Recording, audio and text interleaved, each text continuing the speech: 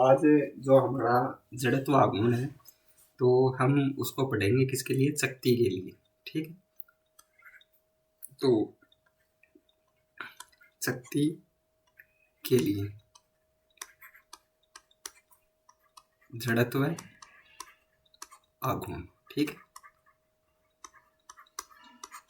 अब जो सबसे पहला हमारा पॉइंट आता है तो वो आता है शक्ति के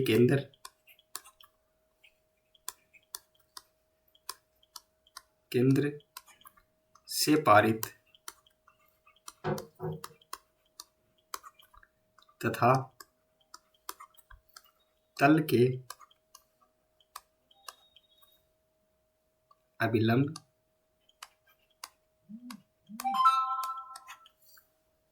अक्ष के सापेक्ष।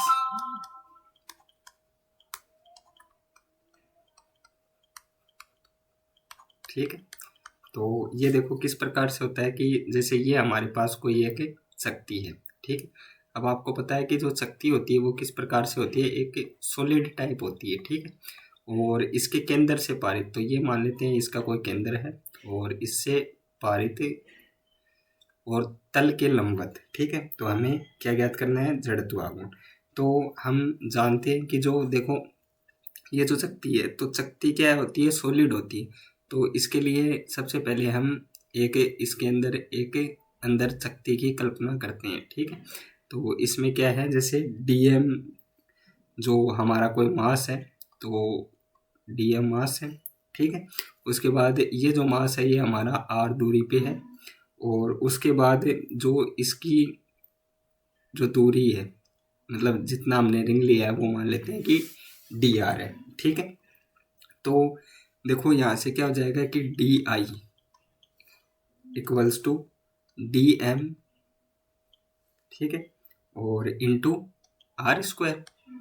ठीक है, अब देखो ये डी आई है तो इसका समाकलन और इसका समाकलन। ठीक है, अब एक बात देखो कि जो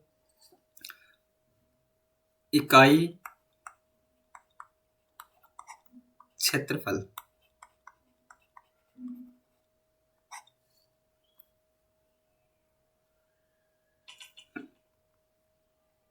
ठीक है, जो इकाई है तो उसका जो एरिया है, ठीक है, तो उसको हम क्या बोलते हैं, सिग्मा। ठीक है, तो इसको देखो सिग्मा बोलते हैं। अब हमें क्या है कि इसका क्षेत्रफल चाहिए, तो क्षेत्रफल इसका कैसे निकालेंगे कि इसको जैसे मैंने काट लिया। ठीक है, तो इसको काट के मैंने एक बना दिया इसकी छड़, तो छड़ बना दी इसकी। तो देखो इसकी जो लंबाई है वो क्या हो जाएगी, 2πr, क्योंकि परिधि है, और ये जो इसकी मोटाई है वो क्या हो जाएगी, dr हो जाएगी हमारी। ठीक है, तो एरिया क्या हो जाएगा इसका, area equals to 2πr into dr। ठीक है, और यहाँ से यदि हम dm निकालें तो dm equals to 2πr into dr into sigma. ठीक, तो ये हो जाएगा हमारा। ठीक है, और यहाँ से देखो, यहाँ से हम क्या करेंगे कि आई है जो हमारा, ठीक है, तो आई है वो क्या हो जाएगा, देखो डीएम आ गया हमारे पास, तो आई क्या हो जाएगा हमारे पास, 2πr into D R into sigma into R square. ठीक है, और इसका समाकलन कर देंगे हम कहाँ से, 0 से लेके आर तक। ठीक है, तो यहाँ से देखो क्या आ गया है कि आई इक्वल्स टू, ठीक है, 2π सिग्मा है वो हमारा क्या है, एचआर है, तो इसको बाहर ले लेंगे। उसके बाद 0 से लेके आर तक हो गया, और ये क्या हो गया हमारा R cube into D R. तो यहाँ से आई इक्वल्स टू क्या जाएगा, 2π सिग्मा होता है वो क्या होता है, एम अपॉन में पाई आर स्क्वायर। तो ये है इकाई क्षेत्रफल का द्रव्यमान। ठीक है, तो यहाँ से हम क्या करेंगे कि इसका समाकलन और इंटू 0 से लेके आर और R cube into D R. तो यहाँ से इसका समाकलन करेंगे तो आई इक्वल्स टू, देखो पाई से पाई क्या हो गया हमारा, कैंसिल आउट हो गया। तो यहाँ से क्या आ गया 2m upon are square into इसका समाकलन आर की पावर 4 अपॉन में 4 और 0 से लेके आर तक। ठीक, तो देखो यहाँ से क्या हो जाएगा कि आई इक्वल्स टू 2m अपॉन में आर स्क्वायर इंटू आर की जगह आर रख देंगे तो आर की पावर 4 अपॉन में 4। तो ये इससे कैंसिल आउट हो गया 2 बार और ये इससे कैंसिल आउट हो गया, तो ये पावर बच गई 2। ठीक है, तो यहाँ से आई हमारा निकल के आता है क्या कि 2m,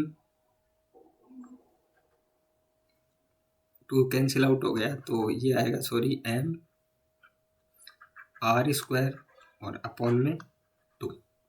तो ये हमारा इसका फाइनल आंसर निकल के आता है। ठीक है, तो नेक्स्ट हम देखते हैं, देखो कि जो दूसरा केस है हमारा, ठीक है, तो वो क्या है कि चकती के व्यास के सापेक्ष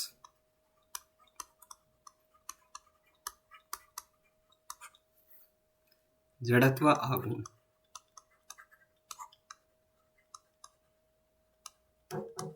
ठीक है, तो कैसे करेंगे, देखो कि मान लेते हैं कि ये जो हमारी चकती है तो इसका देखो एक व्यास ये रहा और एक व्यास ये रहा।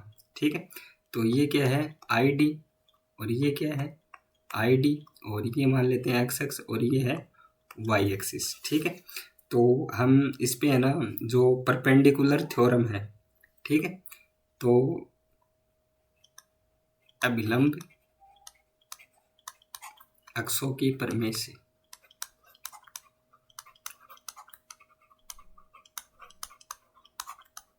ठीक है, तो अभिलंब अक्षों की प्रमेय से ये क्या हो जाएगा आई इक्वल्स टू आई एक्स और प्लस आई वाई। ठीक है, तो यहाँ से देखो आई इक्वल्स टू ये क्या हो गया आई डी और प्लस आई डी। ठीक है, तो यहाँ से देखो हमारे पास आ गया आई इक्वल्स टू 2ID। ठीक है, और हमें पता है कि आई डी क्या हो जाएगा आई अपॉन में 2। ठीक है, और आपको पता है कि जो आई है वो क्या होता है, जो इसके एक्स के सापेक्ष एम आर स्क्वायर बाई 2, जो हम अभी निकाल के आए हैं। तो यहाँ से क्या हो जाएगा M R square by 2 into 2। ठीक है, तो यहाँ से क्या आ जाएगा एम आर स्क्वायर बाई 4। ठीक है, तो ये हमारा हो गया इसका नेक्स्ट आंसर। ठीक है, तो चलते हैं, देखो नेक्स्ट हमारे पास क्या है कि नेक्स्ट जो तीसरा केस आता है हमारे पास, तो तीसरा केस क्या आता है कि चकती के किनारों को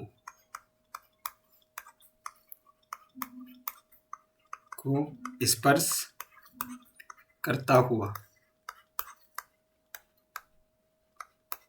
एवं तल में स्थित अक्ष, ठीक है, तो ये देखो क्या हो जाएगा कि यहाँ से हम देखेंगे जैसे कि ये हो जाएगा ए और ये हो जाएगा बी और ये हो जाएगा सी और ये हो जाएगा डी। ठीक, तो देखो यहाँ से ये जो दूरी है ये मान लेते हैं कि हमारे पास आर है और ये एच है और ये मूल बिंदु है या इसका केंद्र बिंदु है। तो यहाँ से देखो I C D equals to I A B plus M H square. ठीक है, कौन सी प्रमेय है ये, समांतर अक्षों की प्रमेय से।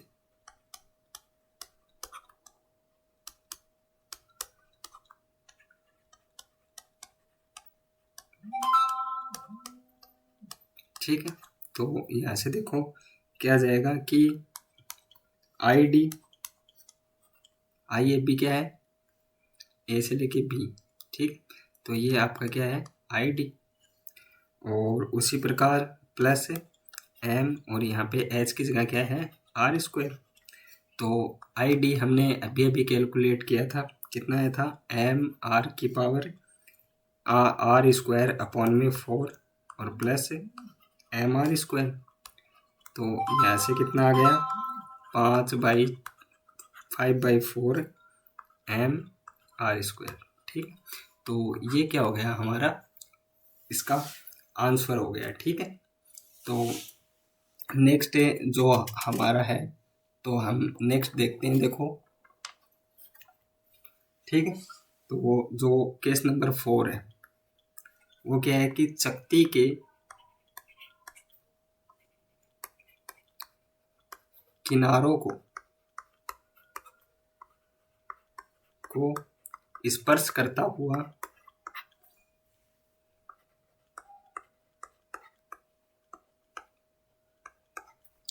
एवं तल के